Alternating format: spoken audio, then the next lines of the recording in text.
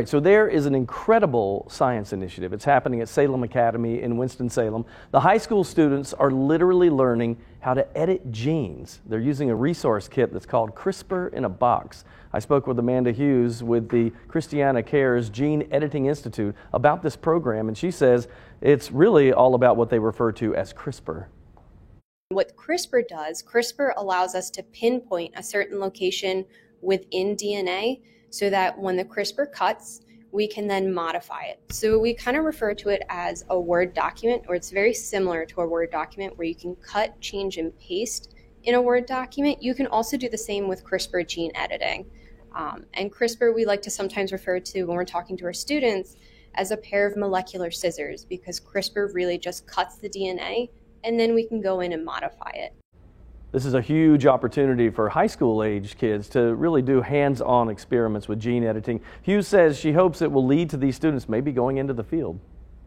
I think certainly CRISPR technology is going to pave the way for the way that we find cures for diseases like cancer and sickle cell anemia.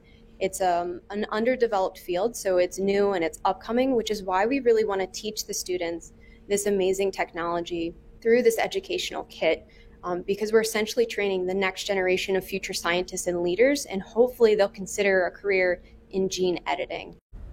And in the next half hour, we'll talk to the students about what they thought about this project. It's really cool that they get this opportunity. There's only a handful of educational institutions in the country that are doing this. And Salem Academy, for those of you that don't remember, just recently decided it would be a STEM academy for girls. So it's 9 through 12, mostly girls, and they're learning some great STEM stuff here. I mean, it's fabulous. I thought about pretending like I knew what any of that was about. Right. But I'm kind of getting flashbacks to watching the Teen Jeopardy tournament where I don't know any of the answers. Yeah. It's impressive what kids are learning these days. Oh yeah, I mean, the whole time the story you were talking about it, I was thinking about that genetically modified pig heart that was transplanted into a man earlier this week, and I just kept thinking, okay, if we're doing that now and these kids are learning this at this age, what are they going to be able to do when they're adults? They were saying, the instructor was telling me that some of what they do with cancer research now and gene editing, and they're using actually the same thing that the Salem Academy girls got a chance to experience, is that they can go in, look at your genetic makeup, and maybe figure out whether you are going to get cancer or not.